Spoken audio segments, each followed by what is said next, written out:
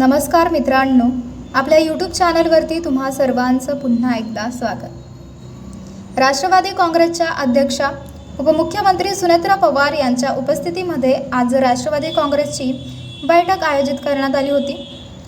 पुण्यात होणाऱ्या या बैठकीला उपस्थित न राहता सुनेत्रा पवार या तातडीने मुंबईकडे रवाना झाले आहेत। देशाचे गृहमंत्री अमित शाह हे आज मुंबईत आहेत। त्यांच्या नियोजित कार्यक्रमाला पवार या देखील उपस्थित राहणार असल्याने त्या मुंबईकडे रवाना झाल्याचे सांगितले जात आहे। राज्यसभेची निवडणूक अवघ्या 15 दिवसांनी होणार आहे।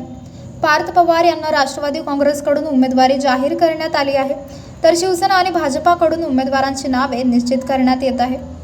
त्यामुळे या निवडणुकांसंदर्भात सुनेत्रा पवार आणि अमित शाह यांच्यामध्ये चर्चा होण्याची शक्यता वर्तवली जात आहे। राष्ट्रवादी काँग्रेसची बैठक आज पार पडली। सुनेत्रा पवारांच्या अनुपस्थितीमध्ये ही बैठक झाली।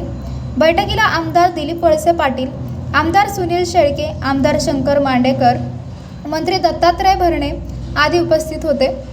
जिल्हा परिषद अध्यक्ष निवडीबाबत या बैठकीत चर्चा करण्यात आली। तसेच अंतिम निर्णय सुनेत्रा पवार या घेतील असे सांगण्यात आले आहे। तर मित्रांनो, आपल्याला काय वाटते? आपली प्रतिक्रिया आम्हाला कमेंट बॉक्सच्या माध्यमातून नक्कीच कळवा।